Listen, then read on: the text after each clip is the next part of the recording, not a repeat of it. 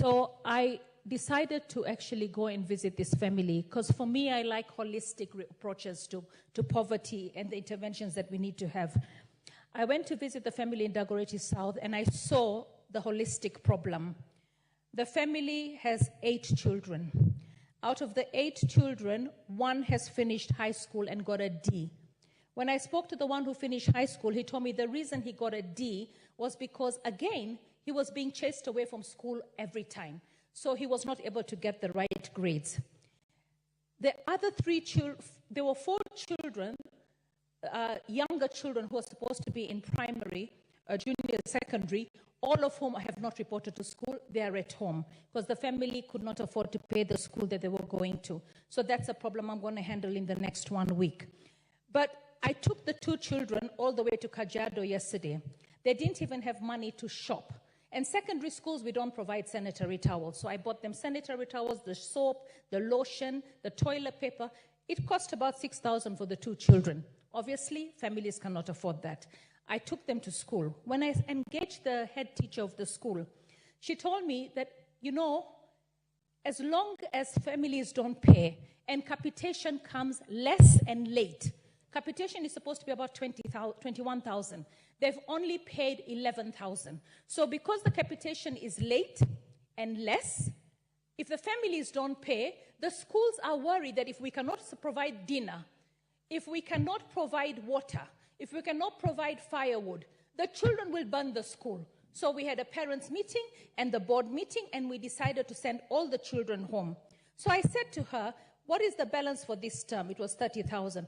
What has been paid? 5,000 was paid by the area MP, Mamuse, and they had not gotten any money from the MP for Dagoretti South.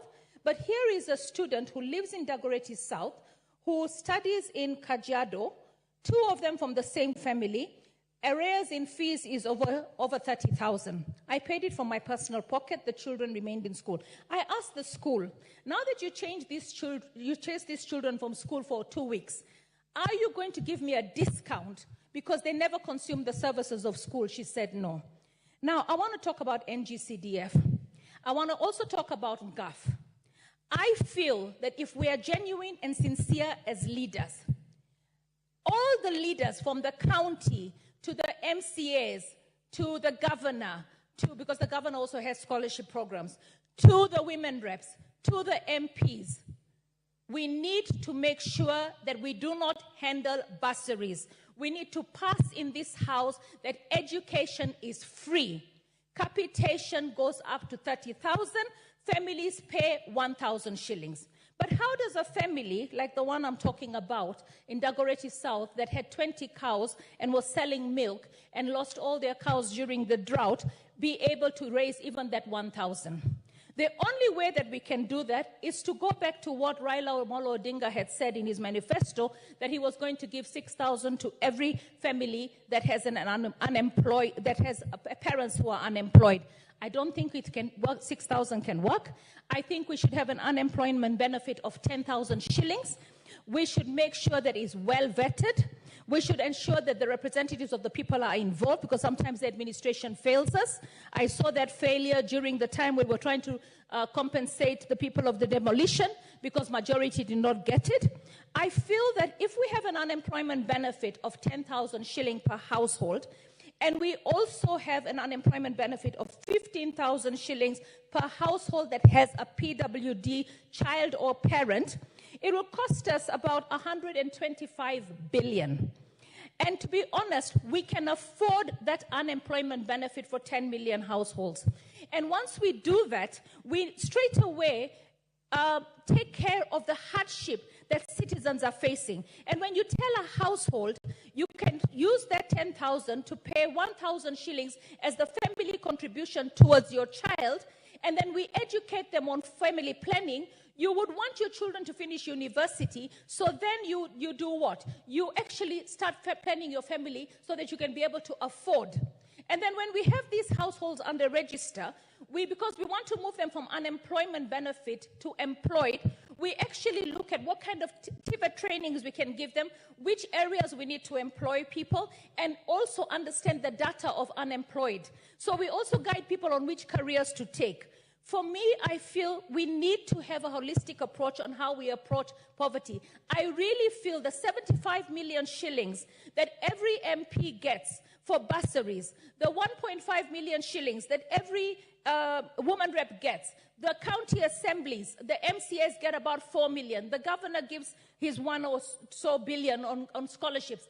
Let's depoliticize education. Let us make education free, up to secondary, completely free. And we make sure that the students report to school. So we have 100% transition. When the children report to school, the one challenge will be books, the second challenge will be uniforms, then the mattresses and the toilet paper and the sanitary towels. Let us make sure that the schools are able to provide some of this stuff within the budgets, and we make sure that no child has to carry a mattress and a box and wear uniforms that are so expensive. The private sector has exploited uniforms. To take a child to school, you need 30,000 shillings worth of uniforms. Let's get NYS to employ more people so that we can have more children going to school with affordable uniforms. We have to remove ourselves from this colonial thing of wearing uniforms and sweaters and jackets and blazers, which cost so much.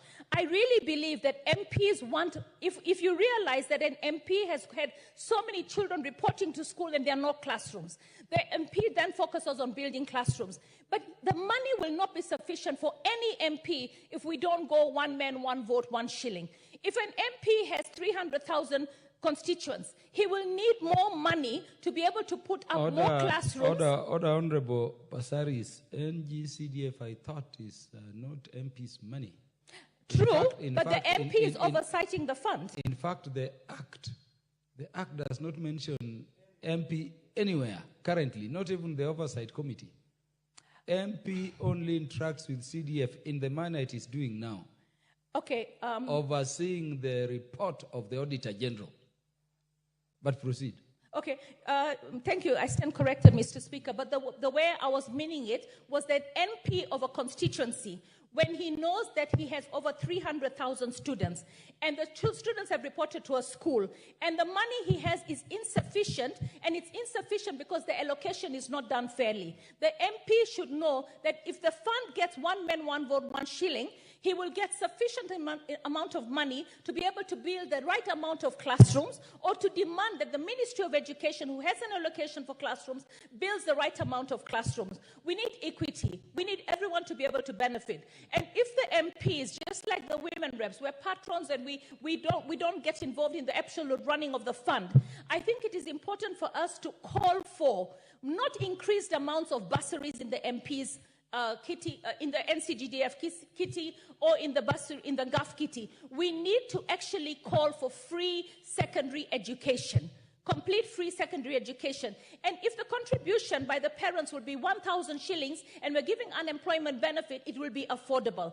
When it comes to university and colleges, when we give help, then the help, we can say, okay, fine, now we also create an opportunity for the parents to be able to pay maybe 1,500. And then help is a loan which is repayable. But if there is no job, then help actually collapses. So all round, I really believe we need holistic ways of dealing with things. Much as I'm not a member of the Committee of Education, and I'm not a member of Labor and Social Protection, I shall start being a friend of those two committees, because my committee is Housing and Lands. I shall start being a friend of those two committees to ask these hard questions. We need free secondary education. We need free primary education. And then another point I want to make, Teacher Service Commission. There are some schools that you go to where the performance is mediocre. Those students have no hope at all because they're being sent home and then the performance is mediocre. If teachers cannot deliver students with good grades, those teachers should be fired. Because you cannot have the performance of the school at 4 and you have no reason why the school is performing so badly. So even if you take your child and your child is clever to a school where the performance is so mediocre, then that child has no chance in life. We need to look at our society and the issues that we have holistically. When it comes to corruption, which is the biggest elephant in the room, and it's the main reason for the Gen Z revolution right now, we need to make sure that the country right now looks at all the oversight reports, and Parliament looks at all the oversight reports and make sure that if there has not been prosecution, we highlight them. Because right now we are looked at as the enemy. We are looked at the ones who are not doing the right thing. But I know that there are so many reports which have called for prosecution, which have actually highlighted the corruption and the rot in various public entities and ministries, and nothing has been done about it.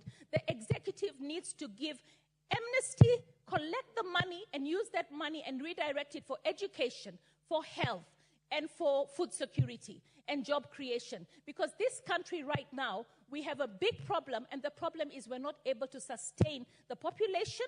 And the reason we're not able to sustain the population is because of corruption, and also because we are not a socialist country, we're a capitalist country. So if we have to pay for every expense in this country, then we have to actually increase the taxes, because that's how it goes. There's no two ways about it. But there's no need to increase taxes if the ones we collect we're not actually accountable for. So for me, I think this is an absolutely beautiful time in our country. Sadly, it has cost a lot of our youth their lives, and their blood should not have been shed in vain. We should see a shift on how we move this country from poverty to prosperity, from disunity to unity, from a lack of accountability to absolute good governance. If we do that, then we will be a parliament that is remembered, not today, but for tomorrow. But if we come back and it's business as usual, then I really regret moving from the private sector to the political sector, because it will have been a failure in my decision to join the leadership to be able to do good for my country. So let us all put Kenya first in everything, because we don't have another country. It is only Kenya. My appeal to the Gen Zs, give the president a chance. And my appeal to Raila Odinga, can we please join the government? Because some of the things that you had in your manifesto were absolutely amazing. You had an amazing way to deal with unemployment. You had an amazing way to deal with job creation through clusters. And those ideas that you had, if given to William Ruto and his government, we should be able to forge ahead. And I'd also like to urge the president to look at the Gen Zs. Let us have a few Gen Zs, or let us have a Gen Z desk in every ministry like we had a NEPA desk, so that the Gen Zs can be part and parcel of driving this nation forward. For me, I think it is wrong for us to not consider some positions to them, so that they might show us another way of doing things. You know, I mean, as I sit and I talk to them, I know that the passion that they have within is because of unemployment and lack of opportunity. They have a different way of dealing with situations than we do as their parents. So I really feel that the remaining positions, let's have a few Gen Zs, let them recommend people. They cannot remain leaderless and faceless. They have to come out and say, these are the people we're recommending for these ministries, and let the president consider them. And I really pray that together we can make a difference to not just Kenya, but the region, because we lead by example. Thank you. Honorable Esther Passaris, the last time I checked, all Kenyans are in government, including the Right Honorable Raila Odinga. Which government is this you want Prime Minister Raila Odinga to join? The last time I checked, all Kenyans are in government, but in different political parties as stated in Article 4. So which government is this you are inviting Baba to? The one is already in or another country? You want to respond to that? You see, right now, obviously, I always say this to people, that whether you're in opposition, whether you are in government, whether you are in judiciary, whether you are in executive, we're all part of the government. We all constitute the government. But I believe that with the position that the country found itself, the Right Honorable Raila Odinga has said he's willing to come to dialogue, because we cannot solve our problems through anarchy. And in him coming through dialogue, if he can suggest a few people, technocrats, who can be able to help steer this government in the right direction, then I think that will be helping the government to be able to deliver. Because as opposition, there's very limited things that we can do when we don't have the majority. Clarification made, Honorable Passaris. Thank you very much. There is no position under our current constitution. Thank you. Honorable Kainan, because of rank. Thank you, Mr. Speaker. Before I comment on